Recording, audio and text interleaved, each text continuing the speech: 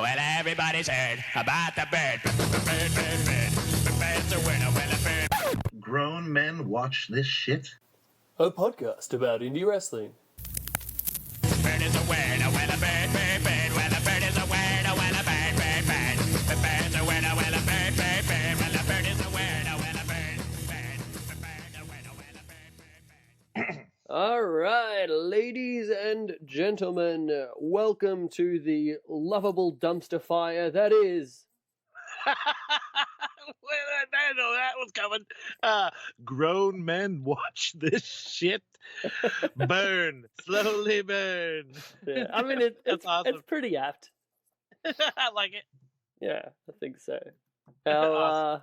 How are you this week, my friend? Not bad at all. Before we recorded this show, you had told me that we had missed a week. Now, I didn't believe that, but did you go back and check? Are we in fact on track, or did we miss a week?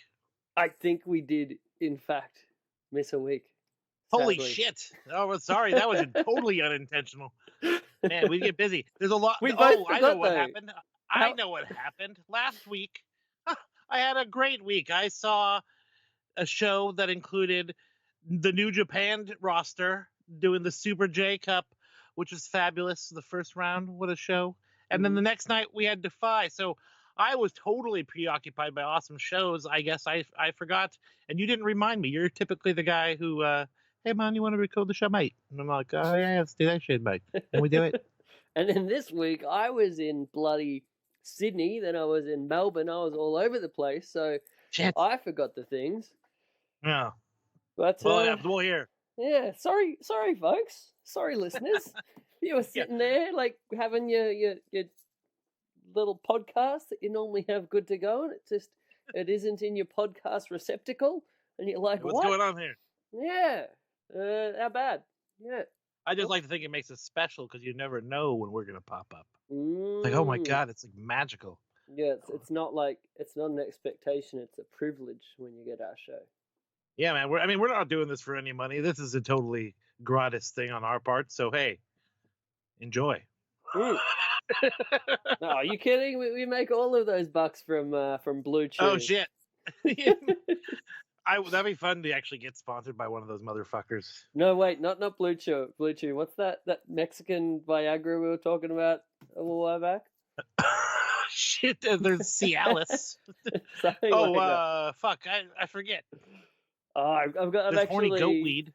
no, John gave me like a Mexican Viagra last time I saw him, and I forgot all about it.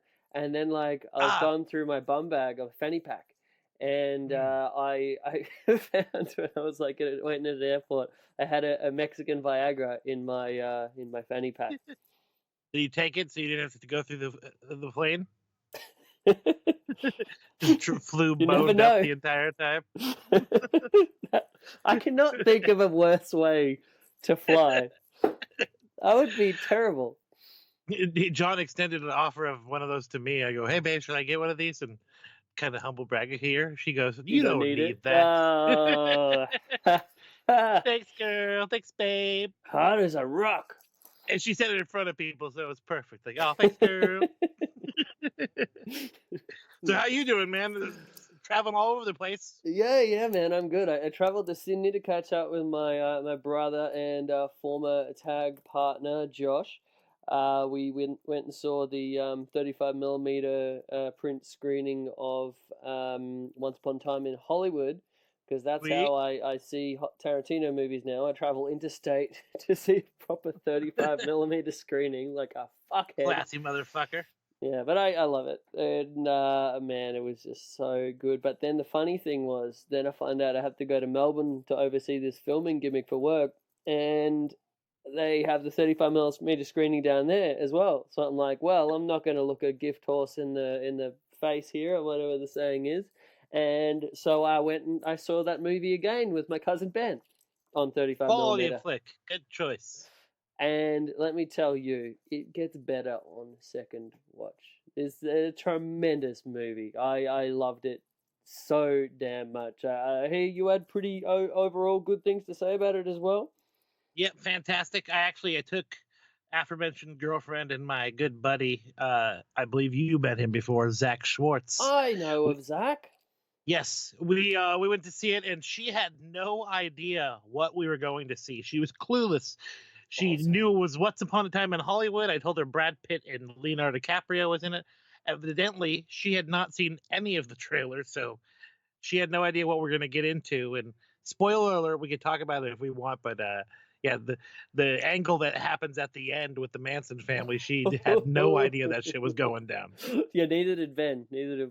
But I mean, I made sure that I was kind of spoiler free as much as possible. I didn't even watch the trailer because I just really wanted to just go into it. Not, I mean, obviously, I know the Charles Manson family story, but that's really what makes this movie more enjoyable, that pre-existing knowledge. And then again, not to, I mean, I don't know, do we spoil it at this point? Do we put in a spoiler warning? If you want to, we're not going to talk about it much longer, but you can cut out now, because we're going to talk about the ending of Once Upon a Time in Hollywood. Yeah, stay out for like the next minute. Run away. Oh man. So dude, I inadvertently got that part spoiled. Like I'd heard that they were going to be involved at the end, but subversion. And yeah, I assumed, because I'm an intuitive motherfucker. I go, oh shit, they're going to do a revenge flick about the Manson family, like in a weird way, and I'm like, oh, this should be interesting. I wonder how they're going to play this out. So it did not exactly play out the way I expected it, but it was still fucking cool as hell. Oh yeah, and on like the first time I saw it, let me just be completely honest, I was very high. we did a fun little back alley smoke up, and then had ice cream, and oh man, I was fantastic, quite in another state. So I was like really just trying to focus and engage. I was enjoying the shit out of it, but I'm not going to say that I was following everything that was going on, narrative-wise and stuff.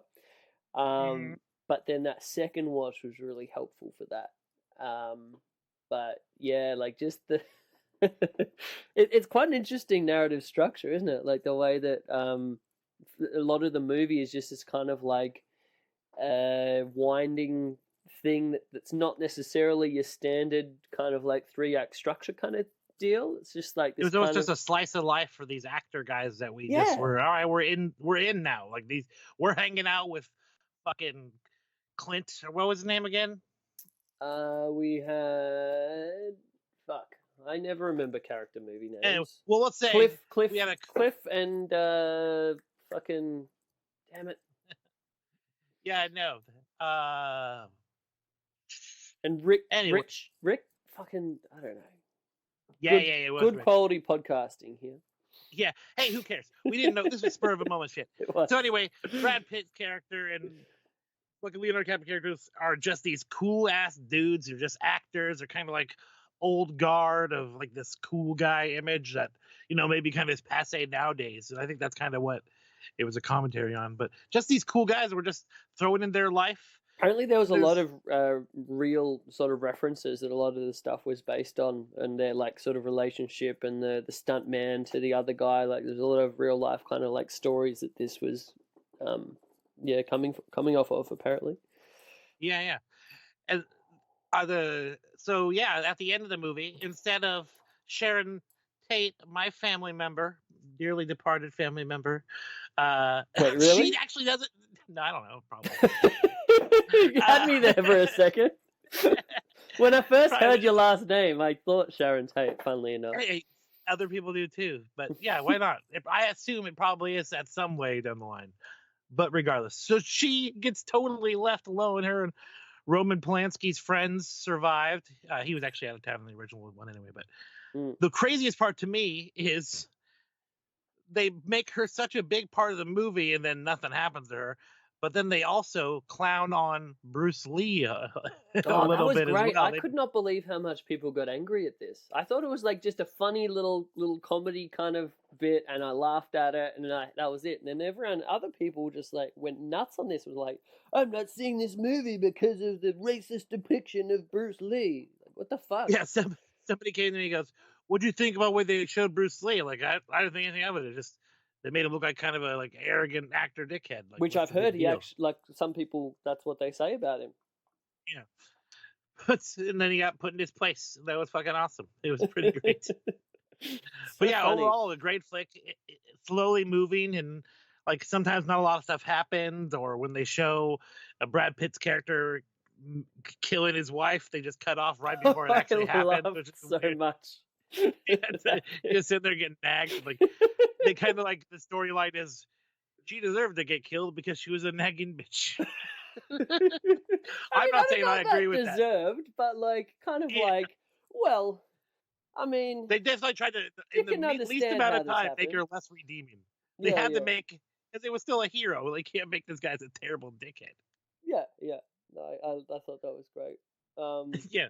But Man, yeah, love just great. like the friendship between them, I thought was awesome, and like kind of the various issues that Leonardo DiCaprio's character kind of went through with like his struggles and kind of that when he's like in that scene with the little girl and he's like reading his book and like the comparison of the character in the book to his real life, where he was at the moment, and he's just like crushed by it. And man, I was like moved by that shit. Like when he actually just aces that scene, and like the little girl says that's the best acting she'd ever seen. When I watched that on the second watch, I was like, you know, the bit where he like has the tear come down, just like fuck yeah.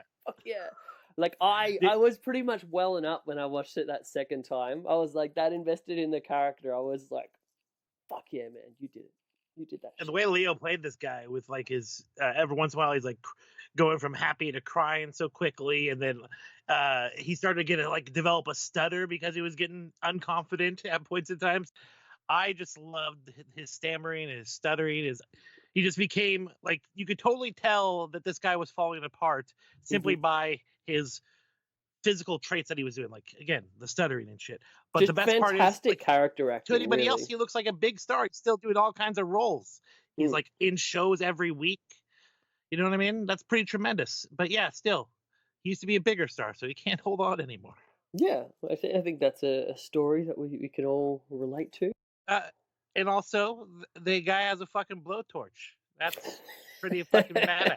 It built up to the blowtorch scene so well. In the like from that first bit, you think it's just a throwaway thing where he's like practicing with his blowtorch for the movie, and there's like funny gag where he's like, "Oh, can we do something about that heat?" He's like, "It's a blowtorch, man." It's a fucking blowtorch, man. And then he just has it in his garden shed. I like how like he's an actor. Like, if I could take anything away from this movie, I'd like to go away with the blowtorch if I could. Done, Rick. Done. Or like they're just like, what the fuck are we gonna do with a blowtorch? You know? The next blowtorch movie, you never know. Yeah. No. But no, tremendous movie. I put it up there against Tarantino's best films, like especially on that rewatch when once you actually know where it's going and can kind of like get that rhythm a little bit more, and you know a little bit more what to expect, so you can just kind of like be all right. So what's this actually doing here?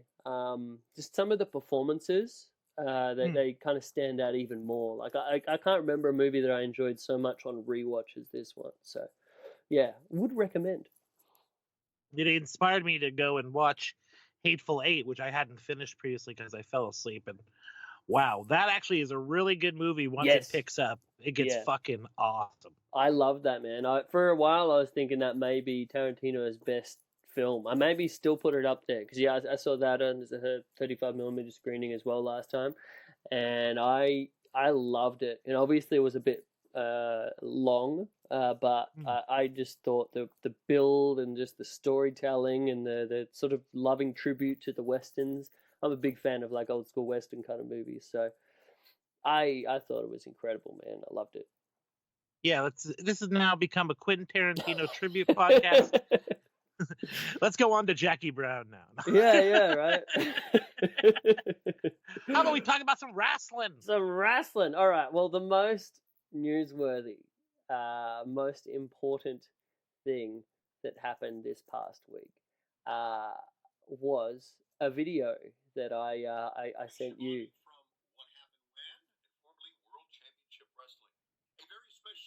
Oh, And which yeah. goes out to Sean Kane, who is turning 46 years old.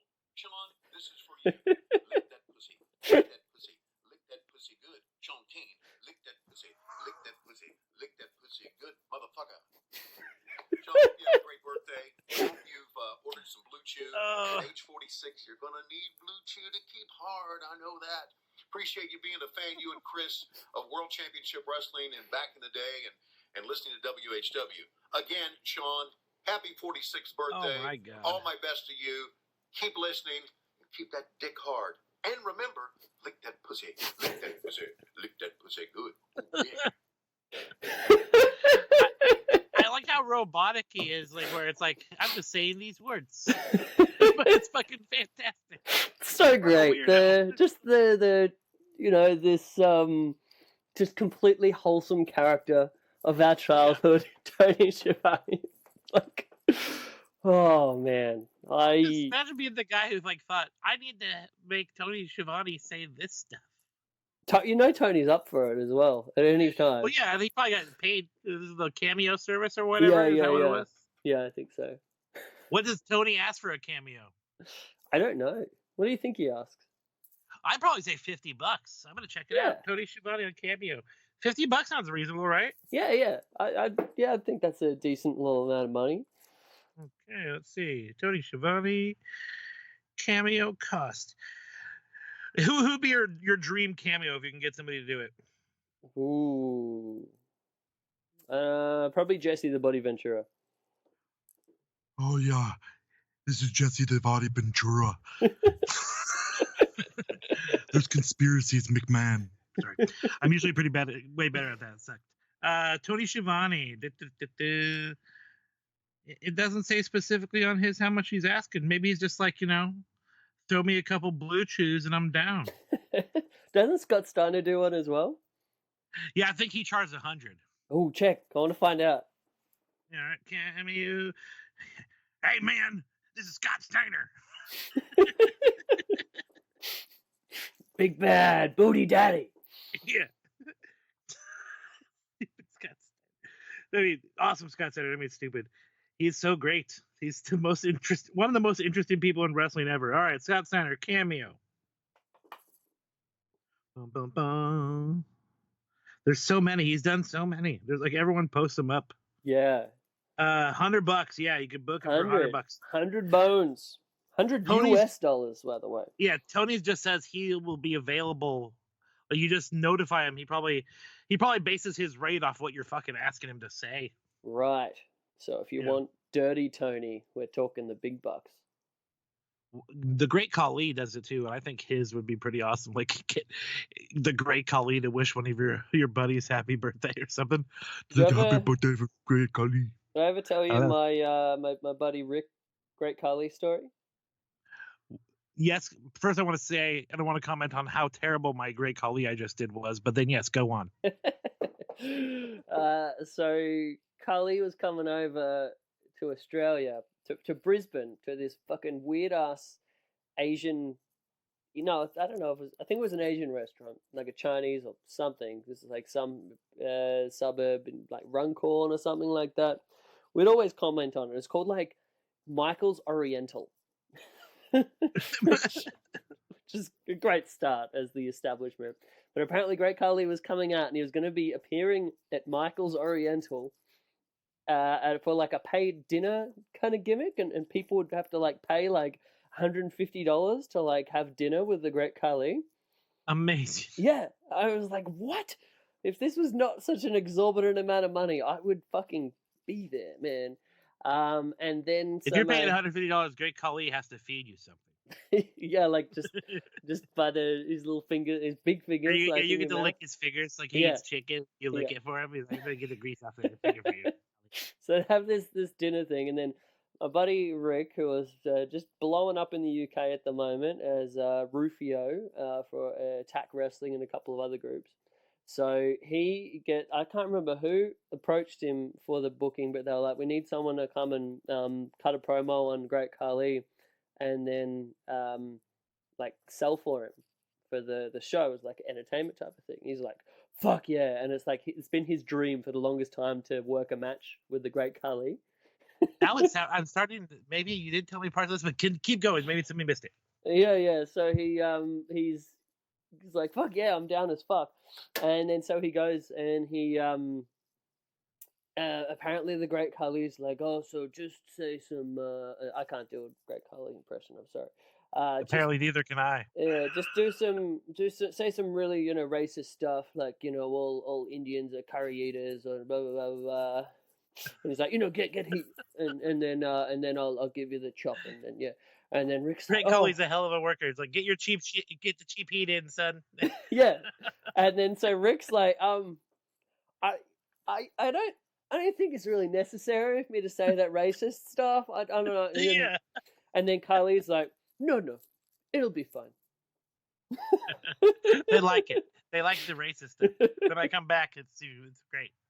Yeah, but so long story short, Rick did not say the racist line. He just said built up this thing. It was this amazing video that Rob Naylor shared and kind of went off on Twitter a little while back, where Rick's like cutting a promo on him, and then he like stands up on a table to like be at Carly's height, and he's like cutting the promo on him. Carly is like just comes out to his music and just really so matter-of-factly just gives him like a really soft like Carly chop, and then Rick takes a bump through the table. I don't even know if the table broke properly, but yeah. And that was the extent of it. And I think Rick got like $50 for the thing, but he didn't get Michael's Oriental dinner. They were too cheap to provide that, so we had to get Subway that night. And then later, Collie was like, "Hey, man, what happened with the racist stuff? Like, we were really looking to go for an angle here. I was going to be the avenger of the Indian people." Oh, so good. That's great. Also, big news from this week: we got tickets for BOLA. Ooh, we do. It's coming up soon, man. We're like a fortnight. Well, I think I'm a fortnight away from when I depart for your great country. Yeah, you go to Bloodsport too, right? Or you're going to Bloodsport first? Yeah, wonder what the main event's going to be. How about that? Yeah, that's a bummer, huh? Yeah. So for those who don't know, well, I mean, everyone who listens to the show probably knows, but we're talking about John Moxley and the MRSA, the staph infection. Which one is it? Is it the same? Yeah, the elbow thing, right? MRL, MSL, not MS. Wait, MRSA. That's it. MRSA. Oh yeah, MRSA. That's the acronym here. Yeah. So it's not actually an acronym. It's just MRSA. I don't know. They say MRSA. I'm not sure. I've never had. It's one of those things where you're more familiar if you've had to deal with it. Right. We are lucky that we have not. I don't roll around on dirty mats with anybody, buddy. That's the key. So you're missing out on life right there.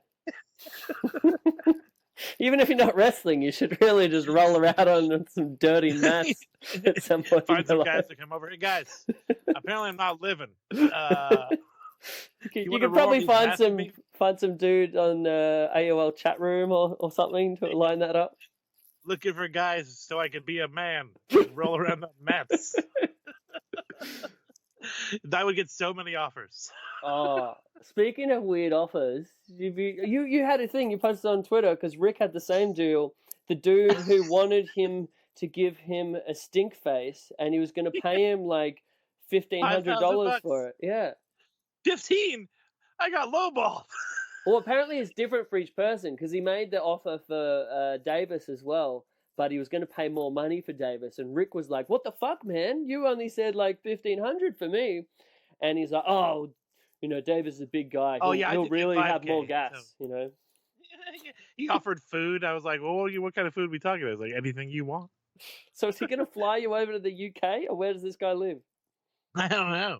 I just think it's so funny that this guy decided to make his gimmick asking anybody on the internet in the wrestling world if they could stink face him. Yeah, I thought it was a worker exclusive, but I guess all of the wrestling Twitter celebrities are part of it. Yeah, and I like how some of the other wrestlers like acting like they feel special because it's happened because they don't realize it's happened to so many people. It's always good. Oh, yeah. Way over. Slade Mercer way has over. some pretty amazing, weird wrestling fan request stories as well. If you ever have another chat with him at some point, have to bring that one up. I want you to come over to my house and just kind of wrestle me, mate. Just wrestle me. Oh boy. Fucking heck. So yeah, John Moxley versus Josh Barnett. I was more sad about this than I was about the big All Elite Double or Nothing show change. No, not Double or Nothing, All Out. Because I was like, Park versus Moxley. No, Park versus Kenny is still a awesome match, but fucking he better be all right for Bloodsport. And then next thing you know, wouldn't you know, he's out of Bloodsport as well. So I don't know. His big shoes to fill for the replacement. You got any guesses? Santino Marella. I hope not. He's on the Anthony show. Corelli. I'm pumped to see him on the show, but I don't necessarily know about the main event. I was probably joking. Damn it, dog! Dog's attacking me right now. Hang on a second. Back off, dog. All right, go. So, yeah, I mean, I trust that Josh Barnett's going to find a good replacement. I'm hoping this whole thing comes full circle with Bloodsport and the replacement is going to be low key. That would be fucking sick. Yeah, because he was meant to work Matt Riddle at the first ever Matt Riddle's Bloodsport. So yeah, that'd be a pretty sweet replacement. I don't know. Other than that, I got all these like Japanese shoot style wrestling dream matches in my head that I think are probably a bit unrealistic. But we will see what happens. Who are you thinking if it was going to be your dream pick? Oh, I was nerding out on it with Josh from the Keeping It Strong style the other day, and we're like, oh, could we get like Kiyoshi Tamura? Or like Masakatsu Funaki, and then we're just like going down the barrel of like all of these crazy like 90s and 80s shoot style legends like like Yoshiaki Fujiwara and fuck yeah, we it's too much. I think those top tippy top legendary names are a bit unrealistic. But I mean, I'd be so happy if we could get like Hideki Suzuki back over, like the big rematch of Hideki Suzuki and Josh Barnett. I think that'd be fantastic. But we'll see what happens. We'll keep you posted, and I'll be making sure to give you all of my thoughts from the show coming up in a few weeks. Sweet. I remember one show we had with, I don't remember who we were talking to, but you guys mentioned that previously mentioned Funaki gentleman, and I thought you guys were talking about Show Funaki. And you and the other guy had such a laugh at my expense. Slightly different characters. Yes, indeed. I mean, Show Funaki pretty awesome as well, back from his Kaientai DX days in Michinoku Pro. Yeah. Kung Fu Naki was also pretty sweet too, man. Don't let that slip away. Exactly. Kung Fu Naki. What was is it We Are Evil? Was that the gimmick there for Kaientai for a while? Yeah, there was Evil, and then Indeed. Indeed. I still say Indeed because of that fucking gimmick, like legitimately. Just in general conversation. And I don't even do it. I found it a good way to agree to somebody. Indeed. It's not even facetious. It's just a thing. Yeah, indeed, Chris. Indeed. Yeah. Oh, there it is. Oh. Hey, I did it. So, hey, everybody, I actually was lucky enough to see one of the greatest matches in the history of the world. Holy shit. The legendary now, and hopefully a lot of people will get to see it. Will Ospray versus the Amazing Red. Holy crap, dude. They went like 28 minutes. I think legitimately was, if not the best match I've ever seen live, definitely in top 5. Wow. Osprey tends to do that, hey. Yeah, they did everything in the book, except for I don't think they ever connected a real code red, which was crazy enough. Yeah. They definitely went for it a couple times. But fucking killer match, man. I couldn't believe it. And the show respect at the end was beautiful. Yeah, I cannot Tremendous. wait to see that match. I know that Osprey was talking that up as like a real dream match for him as well, because obviously Amazing Red was a big inspiration for him back in the day. So so cool that kind of a dream match could come together, and of all places in your backyard. Literally 2 minutes if he drove from the place I was born, the hospital I was born in, man. And then I had the New Japan in my fucking backyard. So great. Nuts. Another match that was fucking cool was Taji Ishimori and Sho. Oh man, I love both those guys. The show is so I didn't good. realize how exactly. That's what I was gonna say. That guy is crazy. He was kind of hidden in that tag team, like really didn't get to show off, but he is fucking great. Dude, he was one of my favorite parts of the Best of the Super Juniors tournament this past year. He had a match right near the start, Sho versus Shingo, and that stood as my like match of the tournament, like all the way up until the actual finals. But dude, he is really good. A lot of people are sleeping on him, but I hope he gets a bit more of a singles opportunity spotlight, you know? Still there, my friend? Yeah, Hello? you were cutting out on me, so I was waiting. Yeah, you were cutting out, so I was waiting for you to catch up. Every once in a while when we're talking, it'll stutter, and you'll be gone for at least, I'd say, 3 or 4 seconds. So at that period of time, I just wait, and it usually catches up. That time, apparently, you stopped talking in an interim. But yeah, dude, Sho has got so much personality. That's like the main thing. Like just personality for days between the moves. That's what the fucking really interesting stuff is. So yeah, great. I see big things for that motherfucker. Great fire too. I think his fire up is like my favorite thing he's got going for him. I can't say enough about the whole show. I won't go every match, and yeah, we the don't want second too night much spoilers because second night we was over here have to wait till like some point in September before this show gets uploaded to New Japan World. We don't even know when it's going to happen. Waited with bating breath. All right, but yeah, watch the whole thing, and then Defiance Forever was also really really cool. Great fucking show. How were the exchanges between Pillman's kid and Liger, continuing that feud? Magical, man. Just fucking really cool to see. Pillman, of course, started off acting cocky, like he had no respect for the guy, but by the end of it, you know, the mutual respect that was shown, he started tearing up and they hugged. I have only teared up a couple of times at wrestling shows, and this was one of them. Oh, that's awesome. Such a girl. I think that's a real thing. Like when wrestling can actually like bring such emotion that it you know gets you to well up a little bit. Like I can relate as well. I've had similar moments before in wrestling, and it's a real mark of when wrestling's done right, I think. Yeah, the only other time most recently was just extremely sad moment is when Daniel had to retire the first time up here.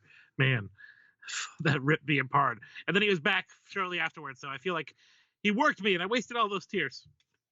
I last time I did, I welled up at spring break for Jungle Boy's first match after his dad passed. Oh yeah. And like that just reception that he got, and like I don't know, just the emotion he was like showing and kind of like taking that moment in and like looking up, and yeah, it got me. Fucking Luke Perry, man, I'm still sad about that. Yeah, dude, he was awesome. Yeah, that was awesome. So man, BOLA is coming up fast. We have our tickets. We have extra tickets. I was going to say we have extra tickets. Do we still have those?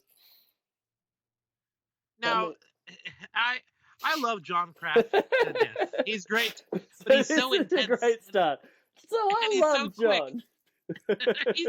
Yeah, but like I have to put him over before I'm kind of bury him.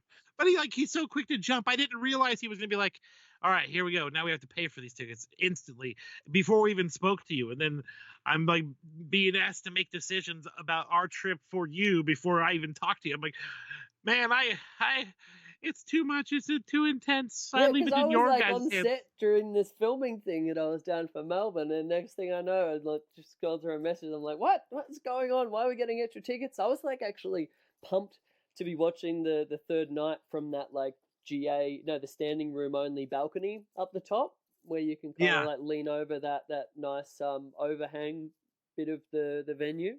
I was looking And I forward to that. selfishly wanted to hang out with John. Like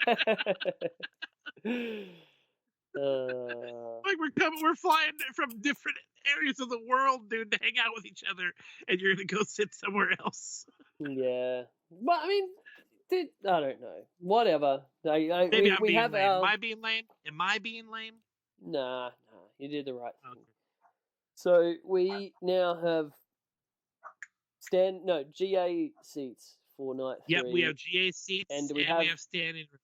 Do we have 3 standing rooms still to get rid of, or have we gotten rid of 3 some of both. these? This is a period of time where you're cutting out. I don't know if you can hear me talking right now, but I can't hear you. All right. So how many tickets have we got left right now? Now the dog's barking. We have 6 for night 3. We have 3. Oh, we still have all for the 3. first 2 Shit. nights. Yeah. All right. Well, He actually parlayed him off to some guy, but that guy doesn't get paid until the 10th. Bronx, Right. shut the fuck up! Sorry. you're gonna turn into like a social media phenomenon after You're barking up telling the off your dog. Shut up, dog. Oh boy. There he goes. Bronx, get over here. Come here. See, what's going on right now is the cat has walked into the room to go get some food, and the dog's like, Oh. "Hey, cat, I don't care for you in here. I'm gonna bark at you." So it's causing a fracas. Ruckus. Great word. But yeah, anyway, dude, now we have too many tickets, but we'll get them sold, I'm sure. We will. We always do. And I had to pay John technically for one of those tickets ahead of time, and hopefully he understands that once we sell one of those tickets, that's my money's. You would think that would be part of the deal. Nope, John, you never know. John doesn't know. He's crazy, this guy. This guy. And we're following him to Mexico. It's going to be fucking great. Oh, man. Let's not go too much in specifics right now, but there are some things on our Tijuana tourist agenda that John has laid out. Some small details that I'm a little bit nervous about. I'm so glad I got my enhanced ID. Yeah, you do. But we're going to be living it up on Saturday night in Tijuana. It's going to be good times, I hope. I think. Yeah. Fingers crossed. And we're going to go to the shitty random indie lucha show. I hope so. If we are in Mexico, if we can find an opportunity to see some lucha libre up in person in Mexico, I definitely want to do that. Yeah, I don't care if it's like the shittiest, smallest show in front of 20 people. I want to be there. Yeah, hell yeah. Yeah, boom. I'm gonna buy myself a fucking lucha mask, or 2 or 3. I'm just excited. It doesn't seem real right now. You know, got this big trip coming up, and I'm just like sitting at home. And less than a fortnight away, I'm going to be over in the US of A. Good times. I'm over here like every day. Each day doesn't feel very enjoyable because I know how much enjoyment I have ahead of me. It's like none of these days compare to what I know is coming up in a couple weeks. Like this day sucks because it's not that time. So I'm kind of in a funk somewhat because it I'm so. It sounds like you're a kid in the lead up to Christmas, where you're like Exactly. building it up. I'm so excited. I'm actually upset about it. Yeah, right. Oh man, you know one thing I am upset about, that fucking Joey Ryan announcing bar wrestling for like the night that we get into LA. That's some bullshit. Yeah, that was ridiculous. And I know people who are going to be going to that as well because they're crazy people. I wanted to go, but it's like we get in around 10 and it probably starts at like 8 or 9, huh? Yeah. I think I get in a little bit earlier, but I think I still don't get in until like 7 p.m. and like trying to. I mean, you're coming in at the other airport, but I'm coming in at LAX, and Yeah. That's not a thing. I It just would be look forward to tremendous. having some beers with you that night, my friend. Doing some bar hopping, perhaps. Sounds delightful. I have not partaken in any alcohol, and I don't believe I'm going to do so until I get down there. So hopefully I don't get too shitty. I was gonna say, you're gonna get white girl wasted out here. Dude, you know me. You see me. I think you have seen me pretty fucking hammered before, but I don't get too fucking out of control. Right. Yeah. I'm not Joe who passes out. I'm Jeremey who falls down without even being drunk. Oh, can't wait. Ah. We already looked over the BOLA card last time, so I don't know if there's necessarily anything to add there and like reading out some names, but is there No, any like last minute things that you're excited about? Certain matches or anything going I into am the weekend? excited that the Good Brothers, Kyle and Mark, got announced. That's pretty cool. We get to see Aussie Yeah. Open wrestle while we're there. Yes. Yeah, I look forward to catching up with old mate Davis. It should be nice. Mm-hmm. Yeah, they're working the Super But Smash outside of that, Bros. man, too. I don't know. It's. I've heard people like Matt Ryan saying he doesn't look too. He's not too excited, so he's not going. That was But a pretty funny man, response, wasn't it? yeah, I was like, what's going on here, brother? It's one of the coolest cards I've seen in a long time. The most eclectic BOLA since probably 2015, I'd say. It was funny So because last year this time we were saying about how last year's one was looking really fresh compared to the last couple of years, but then this one's even fresher than that. So it's interesting. yeah, yes, indeed. What do we talk about next? Oh, Oh, what did we watch a whole ton of today? we watched a whole ton of Sendai Girls because that's our thing, Oh, apparently. I'm digging it. First thing I gotta say is I did not realize that these two tag teams that we watched this match of had such awesome fucking tag team names. It's two of the best tag team names I've ever heard in my life. They really are. So this was the main event of the show that we watched. So before we get into specifics, this was a show that we almost missed talking about because this actually took place prior to the last show we talked about, but wasn't uploaded to Puroresu Dream.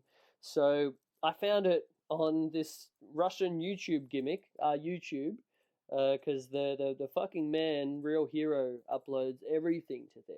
I highly recommend it to everyone. Real Hero's channel on our YouTube. And I saw these matches that look like really awesome looking matches. I was very impressed by you in one of the last shows that we watched, and then you in a singles match against Meiko Satomura. Fuck yeah, I was into that. And then also our favorite female wrestler going today, Sari, versus one of those young girls that we were really impressed by last time in Minami. So this show actually took place towards the end of May, actually. So we were traveling a little bit back in time. In Sendai, the venue was called the Sendai Pit. Ooh. Yeah. I think it's like their home venue kind of thing. So yeah, I'm glad we got to see this show because it had some awesome shit on it. I really enjoyed it. What do you think? We only watched the top 3 matches, but I think they all delivered. I agree 100%. Actually, when we were discussing Sari versus the young lady, what was it? It's Iwatani or what? No. So it was Sari versus Minami. Minami. Okay, so Minami, you put it over like she was getting her ass handed the entire Well, that's time. what I thought was going to happen. She got some good shit in, dude. Like she was fucking pretty tough. And the running drop kicks where she just delivered like 3 in a row, they were so clean and straight to the mush. And the people really got pretty fired up. You don't see like traditionally one drop kick be like pop for a second, but it was still seriously like an applause break for these fucking drop kicks. Yeah, and Sari's drop kicks as well. They were just some Tremendous. awesome, like really hard Joshi drop kicks, like straight up out of that Gaia Girls movie. Stretching the shit out of this girl, ridiculous. And yeah, like Sari, like we talked about before, the swagger that Sari has when she's walking around the ring. She looks so cute and dainty, but she's just like a badass. yeah, and you mentioned Sari's submission stuff, but yeah, like the fucking torque that she was putting on some of these submissions was incredible. Just stretching the shit out of her. I also popped for Minami's like just proper wrestling bridging out of like every pin. I thought that was really cool. But yeah, it was like way more from Minami than I was expecting. Like Sari gave her a lot, but like I didn't think she looked bad at all in doing so. Like By no sometimes you means. have these matches with like someone working with someone that's like really green or just clearly below their level, and you can see that they're like carrying them and like maybe them giving him stuff as that's not looking great. But I thought this was perfect. It's like just the perfect sub 10-minute match to me. And it's also a great story. Is like clearly Suri maybe is kind of underestimating or taking it a little easy at first. That's why by the end of it, when she's actually torquing in these submissions and finally makes her tap out with one like lion tamer, Boston crab, like, but she was also yanking back on the head and like fucking A, man. Well, first I wanted to put over Minami's submission shit as well. Was fucking awesome. Like for someone that's like a rookie, like she was, and I always say this, but like better than 99% of the American women wrestlers I've seen. Full stop. But like her submission game was fucking on point. But did you catch the cattle mutilation that she did? Yeah, hers was even super fucking cool looking. Yeah. Like, I actually was pretty surprised that came out because it did really kind of came out of nowhere. And I like the look that they have of these young girls, where they're literally just wrestling in essentially what looks like a bathing suit, not like it's a like very, bikini, it's very like 80s, a one piece. 80s Joshi, All Japan Yeah, it women looks like kind All of Japan. Stuff. Yeah, so good. But yeah, I just love the look, and something like when I was saying about the drop kicks, also with you, her sidewalk slams, like it's like the simplest things that they're doing, but just like planting them. Like she planted those two sidewalk slams so stiff, it was fucking tremendous. You don't see a lot of people just working even the simplest moves that effectively anymore, especially on the WWE, sadly. And that's the thing that I put over, like just like pretty most all of the girls in Sendai Girls, but like especially the young girls, like the rookies, like just the smallest things they do them so well. Again, like something as little as like just properly bridging out of a pin, so good. But I mean, I loved the you mentioned the finish. It was like a crazy like 10 times turned up version of like the Moodle Lock kind of thing. And yeah, so he just stretched the fuck out of it. I love those submissions to where it's like, yep, at that point I would definitely be tapping out as well, you know? Yeah, like save that young lady, leave her alone. Oh man, dude, if Minami is this good now, like imagine where she's gonna be at in 5 years. Oh, agreed. 100%. But you could see with these students that what they're instilling in them is like such good grasp of basic things. Like, like Meiko and you, that match, it opens up with just a basic test of strength spot, but such intensity. It was. I actually got excited. Like I legitimately I'm like fuck yeah, test of strength. This is the shit. Yeah. It's funny to say that, but it's so ridiculous. No, like popping for those sidewalk slams. I can completely understand what you mean as well, and it's like it's because of the little things that they're doing right, even like from the facial expressions and like 100% of the facial expressions. The tiniest things are what actually gives the believability into it, and like you can see that they're believing 100% what they're doing, and because they're believing it, the audience is then believing it. You know, there's so many people these days, especially with the shit recently on Twitter of like, you know, oh, people know it's a work, man, you know, or like performance art kind of fucking bullshit. I you know, and the idea that you don't have to put the realism into it because everyone knows it's fake. But to me, it's like because people know it's a work, like that's why you have to do extra to put the realism into it. And that's what these girls did, that just that completely absorbs you into the match and like does that suspension of disbelief kind of thing, you know? 100%. Touching base on what you just mentioned, I am in that boat as well, but I also think there is such room for everything. Like the reason I think Sendai Girls is so special is because the WWE presentation of women's wrestling is so subpar. The reason I think Orange Cassidy is so awesome is because guys like Josh Barnett are out there fucking being total badasses. I then get to go watch this extension of safe work to the utmost limit. You know what I mean? Like I can see it as wrestling as a sport as well as a performance art. Like Maybe I'm just too wishy-washy and want to accept everything. No, I mean, I think variety is the spice of life with wrestling. I mean, even like with the old school UK world of sports stuff, like you see some of just the best actual intense, like hard hitting wrestling, and then you'll get some crazy shit like comedy stuff from Catweasel, and like that's where what kind of What a makes it great fun, name. you know.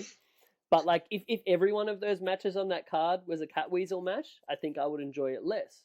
So I mean, that's Yes. kind of more to your point that we need that variety, I guess. And I can't expect everyone to like. I definitely don't demand everyone like Orange Cassidy. If like you don't get it, then fine. I mean, no one's losing sleep. Yeah. You know what I mean? I do. But yeah, people love to argue about it. Hey. Unfortunately. But back to the match. You against Satomura. I love you saying like that opening stretch, the actual like submission grappling that opened this one out was like fucking incredible. Like it was just such a I love the flow of it, like the realism of it. It felt like in some ways like I was watching a Bryan Danielson match. Like from that fucking incredible run that he had in ROH in like 2005, 2006, 2007. Man, you just see someone like Satomura and you're like just at the height of their game, and it's like it's just incredible to watch, you know. Yeah, especially when she is working with someone who's young, she can make them look so credible. Like this is we've seen this girl before, right? Yeah. And like I said, she impressed me last time, so I was actually pumped for this match. And I was not disappointed at all. I thought she really held her own and looked good. Yeah, like when she fired up and got Meiko down and then hit her with that senton, like that was beautiful. It looked like it reminded me of Samoa Joe. Actually. Yeah. Oh, how good were her chops as well? Tremendous Samoa Joe style almost. Yeah. But dude, we also I'm not trying to necessarily jump ahead, but just comparatively, we watched another match with Meiko with Aja Kong, which was quite a while back, and you could still see how fucking efficient and crisp, like working with a bigger girl, how great she does come up from underneath. Even though, she's dominant, she still can like there was a spot in the Aja Kong match where she fired up and doing another test of strength thing, and she actually got her down. She fucking pushed her down. Meiko comes off as a clear badass. She reminds me of like a female Kenta Kobashi. That's a good comparison right there. You think so? It was quite interesting, yeah, between the two, like seeing Meiko Satomura from 2006 versus Meiko Satomura, like, what's that, 13 years later? 13 years later, yeah, that's what I'm saying. That's crazy. I mean, first of all, she's a fucking vampire, because she looks almost exactly the same, not aged 100%. one bit. But yeah, you can see different things that she was kind of doing back then that she's kind of like gotten rid of out of the repertoire, or things that she's kind of like perfected a little bit more. Fine-tuned, yeah. But even, I mean, you could still see in 2006 she was still one of the greatest women's wrestlers in the world, you know. But it's just was really interesting watching one and then the other one. But in this one, I really loved when it got from that submission grappling to like the strike battle of it. You could almost see the story of it. Like you couldn't deal with her as much in terms of the submission stuff, so it's like, well, I need to bring this back to these fucking chops and strikes and shit. And then we had an awesome sort of like strike exchange. And one of my favorite things, again, tiny little detail, but you was uncorking a bunch of these chops, and then Satomura just fucking double forearm blocks the chop, and then really quickly goes into like a counter to get her back into submission shit. It's like, fucking, why don't more people block chops? Why don't we see more counters like that? It just makes sense. I saw a GIF recently where I think it was it was Lex Luger blocked Muda's mist by putting his arm over his face. Like, you think everyone would have figured that out? Yeah. He almost did like the Hura pose, when Hurricane used to pose. Yeah, yeah. But he totally blocked the miss. Like, seems like so logical. Yeah, makes sense. There was another bit that I loved. There's like some really innovative kind of submission shit in this one that Satomura does. But there was a bit where she almost looked like she was going to give you like a cop killer, and she had like both of the arms kind of like trapped behind, like homicide. But then she just like crunches down into like a double arm trap submission. I thought that was kind really of like cool. an inverted Rings of Saturn. Yeah. I've never seen that before. Actually, it was a spot I really liked. I'm like, I'd never seen anybody do that, but that is a pretty gnarly submission if you're really wrenching in. Yeah, 100%. And then finally, I just really wanted to put over the selling in this one. Like this, do it. Just like watching Satomura. Obviously, I've like raved about Satomura for everything else in this match, but like I think her selling is the best thing that she does. So like when she was in the submissions or whatever, and she's selling, she's not just doing like the shrieking or the yelling and pain kind of bullshit. She's like showing the pain and the struggle, but like the subtleties of doing it in a way that it's like kind of showing the fire and like the like you almost want to just get behind her because of her selling, and it's not like she's selling like a bitch kind of thing. It's like she's selling like a fucking badass. Wide-eyed and crazy-eyed. She looks like, and you can as see soon that as I get out of this fucking hold, I am going to tear you apart. She has that look of intensity. It's like she looks like almost she's being inconvenienced from not being able to kick the other girl's ass. Yeah, exactly. And in that way, like I it reminded me a lot of like those like Misawa and Kawada, like that kind of selling, to where it's like not necessarily like, audibly like yelling and moaning and shit. It's just like showing a real like, this fucking sucks, but like you're saying, when I get out of this, I'm gonna fucking kill you. I just thought this was a really fun match all around, and just like a showcase of Satomura. But I thought you did great as well, and I really want to see more of her in the future too. 100%. And then on to our main event of this show. This was for the tag team titles. And again, two of the coolest names for tag teams going today in, get this, listeners at home, Beauty Bear of Meiko Iwata and Chihiro Hashimoto versus Medusa Complex of Charlie Evans and Millie McKenzie. Fucking bravo, guys. Yeah, great names, man. Yeah, when it popped up on the RooTube, I was like, holy shit. Because I didn't see the second name at first until I scrolled down. Somebody had to key me. WH Park actually keyed me in. And like, holy shit, that's almost a better name with the Medusa Complex. And I already like those girls now with that name. Like, all right, I got a new favorite female tag team. I love just the simplicity of Beauty Bear with like Iwata, clearly the beauty, Chihiro Hashimoto, clearly the bear. When they are together, Beauty Bear. Yeah, whatever. It's fucking straightforward as hell. Yeah. And this was a really fun match as well.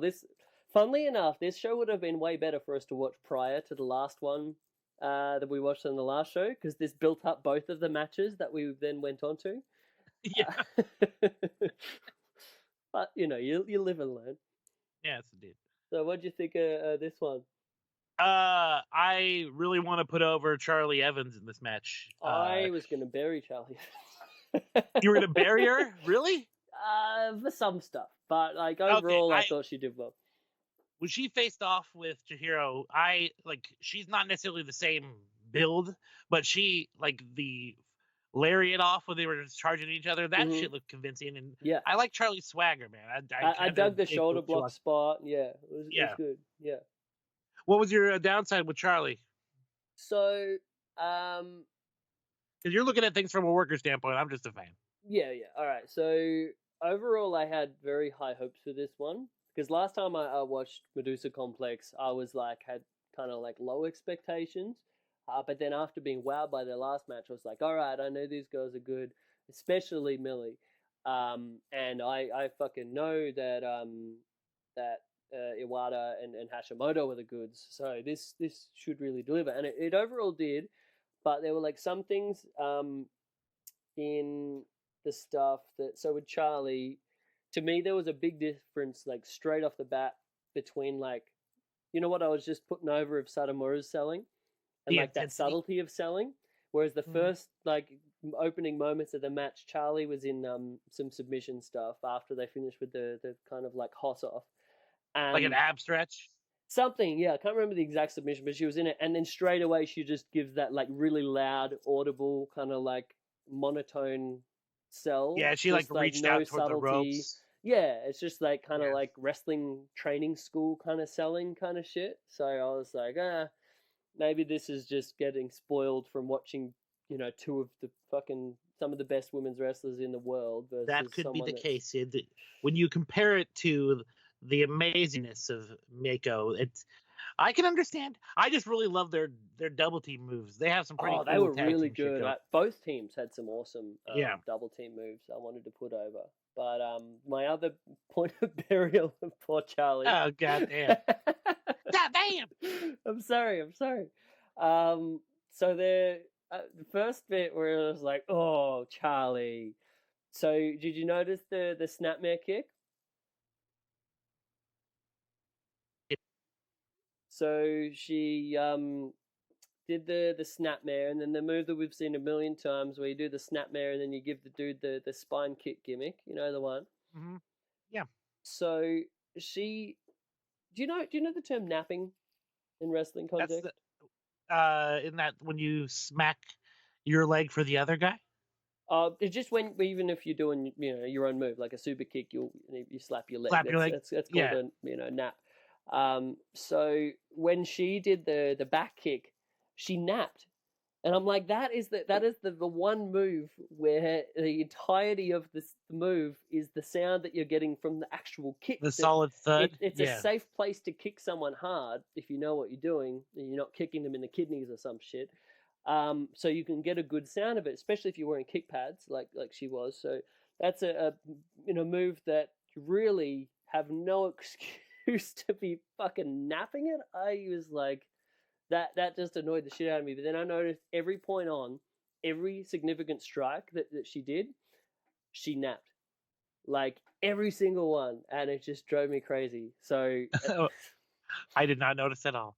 yeah, I was putting it over mostly because I enjoy her work, and I think she's maybe the least impressive of all of them, and I was really impressed by what she did overall in the match. But I did not notice that at all. Like leg slapping all over the place. yeah. And the one thing that was so frustrating for me is because she actually had some pretty awesome kicks, like that she did throughout. So, like, just that's one thing you notice. Any of the actual Sendai Girls, Japanese women's wrestlers, you will not see just napping all over the place like that. Like they will maybe do like some sneaky kind of naps that you don't really notice occasionally, but it's hard to spot them. So to me, that's like a mark of like someone that's a good wrestler, Yeah, I get you. Oh, Um, hey, 1 second. I want to go back Mhm. to the Sari match. That Yes. one girl, there was a spot during it where, again, going back to the simple things being so awesome, Mhm. she did like a series of pinfalls, like really quick, Yeah. that was actually tremendous. I actually got fired up for a series of 3 pinfalls. Like she didn't get the pin, of course, but Like Minami. yeah. I Hmm. was actually, do you remember that spot? Yes. Yeah. And Yeah, it's I was, the idea that ridiculous. the young girl is like getting this close on some of these pins. It's pretty sweet. yeah, and repeatedly, and she like wasn't giving up. Like I'm gonna keep trying to pin this bitch. Yeah. I Just fucking love. awesome Sorry. fire. I just remembered. Yeah. No, it was good. But yeah, on the flip side, I thought Millie looked fantastic in everything she did in this match. Especially when she didn't get the pinfalls. Like Yeah. the look of desperation every time was Yeah. like legitimate. Yeah. Dude, just that's my favorite thing. Like for the big kickouts, like you're saying, or even when she like had I can't remember who she had in a choke, but the way that she was like selling the need that she really wanted to choke this girl out, and like the emotion on her face and the fire while she's just trying her fucking best to get this submission, I thought that was really, really good. Agreed. But yeah, I thought this was a really fun match. This is very good. Great finishing stretch, like you're saying. Some awesome double team, tag team maneuvers. Awesome stuff. Would recommend. That when Charlie had the hammerlock and then they did the cutter out of that, somebody needs to use that as a finish. That should be somebody's actual tag team's real finish. Yep. Yeah, I thought that actually looked better than their real finish. Agreed. Yeah. Anyway, yeah, I don't want to complain, too much about this match. There's some little things that where I was like, yeah, but overall, very good stuff. And then we go on to a throwback match, one of the greatest feuds in Joshi history between Awesome Kong, not fucking Awesome Kong, Aja Kong, and Meiko Satomura from 2006. Now I hear the internet kind of like reduce your enjoyment of this one a little bit. Yeah, like it really started getting really bad toward the end. Like it literally cut out on the finish. Like they went 1, 2, and then my shit froze. I was like, "Are you fucking kidding me?" It was so frustrating because the ending sequence was so fucking intense and awesome. Like the multiple back fists and then the removal, like literally taking the gloves off. Yeah. Like, so it's like a metaphor, but she physically and literally did it. Yeah. It was fucking great. I was getting so worked up. I literally started yelling at the TV. I just wanted to enjoy this fucking wrestling match. Oh man, yeah. This match, to me, the best part of it was the build, and it just kept going up and up and up. And even when you think that it can't get any better or bigger, it just keeps going up from there.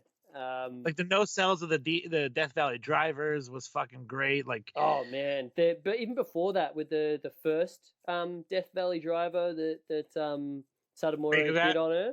And just like the build up to that of her like trying for it and her getting countered and like just making it mean something when she actually did fucking get her up and hit it. I thought that was awesome. That one elbow drop that I think it was the second time she went off the elbow drop, Aja Kong, and then murdered and then her. I was thinking the one where Satomura caught her in the armbar from that. Oh no, yeah, that one was fucking dope. Yeah. But the other one when Aja Kong landed on her completely square. Yeah. That was fucking nice. It really was. The brainbuster that Aja Kong hit on her on that fucking aluminium box gimmick, I thought was pretty badass. Yeah, what the hell? Yeah, when she went and grabbed that, I'm like, what the fuck's going on? Because it cut out for a second, all of a sudden she had this black box in her hand. I'm like, what's going on over here? Yeah, I don't understand it. I'm just at the point, yep, Aja Kong has aluminium boxes. And they're just an extension of her being. They're going to eventually be part of the match at some point. We just have to accept this. Yeah, Aja Kong's like so badass. And to think about this, like she's still working and this was 13 years ago. It's Meiko too, but Aja Kong was already up in her years at this point in time. Yeah. Man, it's ridiculous to think that Aja Kong still, even of like that last show we were talking about where she was in the tag match and she still fucking delivered. Yep. Oh, one thing I thought was funny that you know that spot that we were marking out on last time for where Aja Kong gets the feet up when oh yeah when Satomura comes off the top and then just gets broken in half off of it in midair. I love that they do that every fucking time they have a match where they're meeting in the ring. Like we're gonna do that because it looks fucking great. Yeah. I also really wanted to put over Kong selling in this one too. So you have someone that's such a fucking terrifying monster as Aja Kong, and yet I think one of the best parts of this match was the working over of her arm and the callbacks to the working over her arm and her selling of that arm, like even from like when Satomura was like kicking it or going for those arm breakers.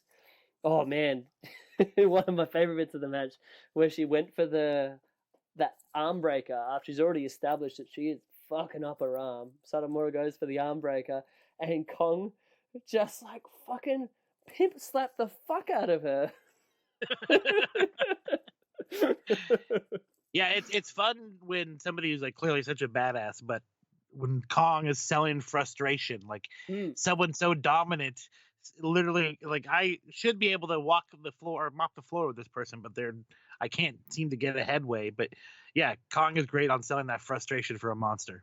And it didn't make her look weak in the slightest either. Like Hell you think no. the idea of like a monster selling is going to make them look weak, but this didn't in the slightest. Because we're like we're on her side. We agree. We're like, wow, this Aja Kong is such a badass. She literally should be able to dominate most people, but this is not most people. Indeed, this is Meiko Satomura. Indeed. Call back. The spinning back fists. I will never get sick of Aja Kong spinning back fists, but that spot where she just hit her with like 2 fucking brutal spinning back fists, and Satomura just did like the fire up after them. Like she kind of absorbed them, tried to no sell them, but they fucking really hurt. But she still managed to fire up after them. Was like, I thought that was one of the coolest bits of the match. Just the fire up after 2 of these fucking spinning back fists of doom. Hell yeah. I put it over it once already, but when Aja Kong took off the gloves and just raged with that look on her face, like, I got my fucking gloves off, fuck you, I'm coming. I was like, hell fucking yeah. And then it probably cut out and I got all pissed off. Yeah. But man, just such a bloody good match. It's these matches to where you're like, man, I just love the wrestling, We should, after we do these shows, since we talk about it, we should probably, like, after we post the show, maybe post links of these matches underneath it. Or can we get in trouble sharing RooTube? No, I think we can. All right, we should do that. So yeah, in the future, we'll try our best to maybe share one of these two of these matches so you can enjoy them as well. Yeah, and hopefully you don't have the same YouTube frustrations with the buffering. Yeah, fucking it, man. Oh, this was great. This was a bunch of great wrestling, and yeah, man, it was a fun time. Indeed, we do. Any other news? We've got the big All Out show coming up. You gonna be watching that one live? I believe so. I don't see why not. Yep, I'm going to be ordering it. Have some of the guys coming over. We're going to watch it together. But in Australia, that same day, which I only realised yesterday, falls upon Father's Day. Oh, Dad's Day. So we're going to watch the pay-per-view live at 9 a.m. That's the time it'll be in Brisbane. And then I guess I'll go for some beers or something with Dad afterwards. Awesome. I am probably going to have to shell out the full price for myself. Multiple reasons. I don't really have anybody who wants to come over and watch it with me, and I don't know if I necessarily want to invite anybody into my home. Oh, yeah. Joking. My roommates don't want to watch wrestling. Justin probably has something going on, so I'll be shelling out my $50 or $60 and watching the damn show. Dang, man, I support it's crazy AEW. to me that pay-per-view is that expensive in America, especially with like how expensive American dollars are here. Because we're getting it for like $33 on. I could get it for free. I'm sure I could find it for free, but I'd feel like a dickhead. Not supporting wrestling. That's what I mean. We have to support, but to support, I don't know. It's just kind of nuts that pay-per-view can be that expensive. It's a weird Australian thing. I think we're not used to paying that much. I don't know. Annoyed. But yeah, I'll be shelling out $33 dues, which is probably like 20 American dollars. Oh, your dollars down there, huh? The dollar reduce. Reduce. But yeah, I'm looking forward to the show, man. A lot of people sounded like they're real disappointed with the way that it shook out with the Moxley not wrestling Kenny on it, but I actually think it's for the best. Hey, did you watch that awesome promo that Kenny cut on the latest Being the Elite in response to it? I do not watch Being an Elite. I have so much going on, but I did hear he said something like he didn't give a fuck about him not being there, basically. Yeah. I don't regularly watch Being the Elite, but I heard they're a really awesome Kenny promo on it and a really awesome Jericho promo of it, which I recommend both of them actually. A bit less of the silliness that you're kind of used to on the show, but Well, that's good. yeah, I thought the Kenny promo was like one of the best he's ever cut in his life. Really got over the sort of heel side of it, I guess. And kind of like brought a realness as well. Kind of like burying Moxley for doing the G1 before such an important match, and how disappointed his opponent, disappointed his fans, and all these people that really wanted to see the match, and now they can't because Moxley fucked it up for them. And, That's great. yeah, and he really came across like a piece of shit. And he's like, yeah, the thing I should, I'm supposed to sit here and say, I wish you recovery because I look forward to us doing this match and you get better. But, fuck that. I could care less if this match ever happens because fuck you. I thought it was real good. All right, I'm checking that out. Yeah. Yeah, no, I think it does better for the storytelling of it, because I think them putting the match off a bit further into the future, maybe like on one of the early TVs or something like that. I think it's better for it. And I'm like really into the idea of Kenny Omega and Park. I think that should be awesome as well. Probably in ring, an actual better match than the other one anyway. I don't know. Oh, 100%. Yeah. But it's an interesting dynamic. A lot of people were saying, is it weird that Kenny has cut such a heel promo on Moxley, which is good for their feud, because you think Moxley's going to be the babyface and Kenny be the heel. But now the idea of like him working Park, and Park's like the ultimate, bastard Park, dickhead heel. So it's like a heel versus heel match. But I mean, I think sometimes heel versus heel can be a good thing. Plus, just because Moxley can't wrestle a match doesn't mean he can't like show up to interfere and maybe cause Kenny to lose and continue that feud. Aren't they doing a thing where there's going to be no dirty finishes in All Elite? What? Yeah, that's what they're trying to say. They're trying to make it more sports oriented, less bullshit, cheap finishes and no interference, and trying to make wins matter and all that kind of stuff. I did not know that. That's fucking stupid. Don't you think it'd be a bit disappointing? One of the biggest matches on the biggest show of the year ends in a fuck finish? Well, it doesn't necessarily have to be totally fucked. He could just show up in the crowd and just be a mild distraction. Like, Kenny could, of course, then still get the upper hand at some point. They don't have to make it totally what causes the end of the match, but he could show up. I don't know. It sounds goofy to me that there's never going to be any screwy finishes. What? I mean, I don't think there's never, ever, but they're going to really try to keep them to a minimum, which I think's important. You have... That's valuable. I get that. Yeah. I don't know. Either way, I'm looking after forward that to promo, like, it'd be ridiculous Moxley as a show. I'd be like, oh, he talked some real shit. I guess I'll just hang out back here. In my mind, I think it'd be better if he comes post-match and beats him up, maybe. Oh, I don't know. I see. I don't know. That's kind of what they did last time, though. So yeah, I respect We'll see your what match. happens. I'll show up later. Oh, well. I may hate you, but I respect rules. Yeah. I'm the lunatic fringe. Dean Ambrose. Oh no, that's it. No, not lunatic fringe anymore. Don't say that. Oops. Yeah. Anything else on this show? Are you into the Hangman Jericho thing? Yeah, man, I like Hangman a lot. And Jericho, I mean, he pretty much works great with everybody. Like, even older Jericho is still cool. I think older Jericho is even better. I think just the desperation that he wrestles with and that comes across in his promos.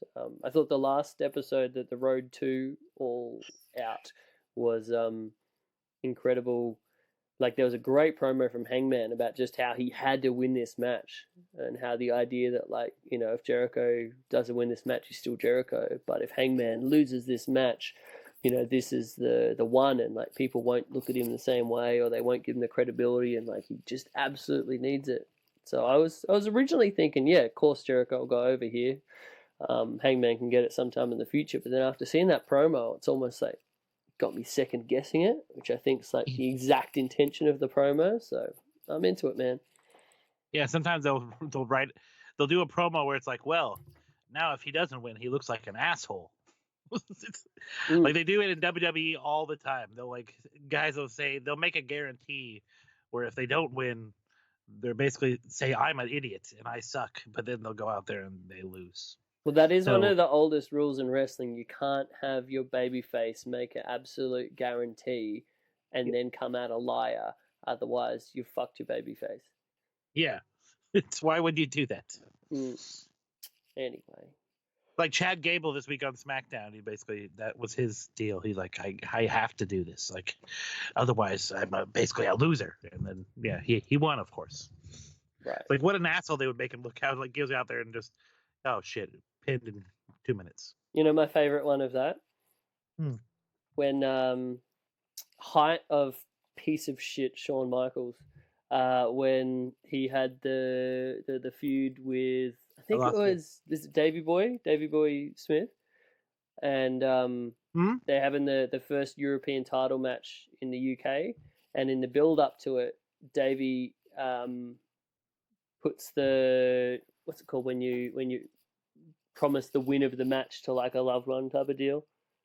Oh, dedicate? Yeah. So he dedicated the match to his sister who was like dying of cancer, because he was like supposed to go over, and then and he was guaranteed he was going to go over, and then piece of shit Shawn Michaels gets it flipped, so then he loses the match that he dedicated to his dying sister. Then she dies like a couple of months later. What a loser! Right. Yeah, that's actually pretty funny, but it's not like the best way. I'm laughing because how evil it is. Shawn Michaels is such a dickhead. Right. I as a fan loved that era of Shawn Michaels because I didn't realize what a dickhead he was backstage. But I liked pilled out cranky Shawn Michaels in the ring. He was awesome. Pilled out cranky Shawn. Yeah, when you're like yelling at Vader to get up or move, you fat fuck, or whatever. Like, oh shit, what a dickhead! But it makes me laugh. Like, how could a guy yell at Vader like that? Such a pussy as well. Like all of the shit. Like you see Ric Flair like getting the fuck beat out of him by Vader. A guy in his like would he have been early 40s at that point? I guess during that awesome feud they had. And then you have fucking Shawn, prime of his career, and he can't take a bloody couple of Vader clubs without acting like a fucking dickhead. Boo. Lighten up, Leon. Ugh. I have a feeling he didn't even call him Vader. He's just so disrespectful. They called him Leon. Yeah. I guess what Randy Orton is of that same Shawn Michaels ilk. Remember that bloody, was it the Kofi match? Yeah. Yeah, you have the Kofi's getting over. Nope, not no mo. Nope. Man. This was kind of a negative show at points. Yeah, I was hoping we'd have a nice happy ending, but we just ended up complaining about Shawn Michaels for 10 minutes. And he's one of my favorite wrestlers too. He's unquestionably kind of a prick, but whatever. All right, let's get out of here. Let's put over some shit. What's cool? What's going on with you? What do you got going on? Maybe plug the network. The network? The Don Callis network from ECW on TNN? Hell yeah. Cyrus the Virus? Love that shit. That was a really underrated angle. But no, the network that I believe you're speaking of is the Social Suplex Podcast Network. They're the same one? That's the Cyrus part. Oh, wow. It's an extension, yeah. Man, interesting. The things that you learn. Wow. But yeah, the home, or the proud home of grown men watch this shit. In addition to a bevy of other delightful podcasts, such as One Nation Radio, and of course our good friends at the Keeping It Strong Style podcast with Josh and other Jeremey. You're not gonna. Please do not bury them this time. Those guys are great. They're great guys. Got some heat for that. Okay. Not really. We're all friends. Follow that. All of that good stuff at the. What's the fucking website? Damn it! This is what happens when I don't have the file open. When I'm not reading the notes. socialsuplex.podbean or some shit? I told you guys this was a dumpster fire of a podcast. We're being serious here. We are on the Social Suplex. It's on iTunes, so you can get it there. I know that. Yeah, I believe it's socialsuplex.com. That'll work, I think. Yeah. Just Google Social Suplex and you'll find us. This is a mess. This is a fucking mess. Yeah, socialsuplex.com. Yeah, follow it. Check it out on iTunes. Give some reviews. Rate and I don't know. It's late here. Over to your plug, sir. Let's try to fix this I up. am Jeremy Tate. I'm at Jaims Vanderbeek, Jaims Vanderbeek. Yeah, if you want to look at funny things, you can follow me there. If you don't already, and you still listen to the show, that's real weird. Props for that Conan O'Brien one you did the other day, sir. That was had a couple incredible. good ones this last week.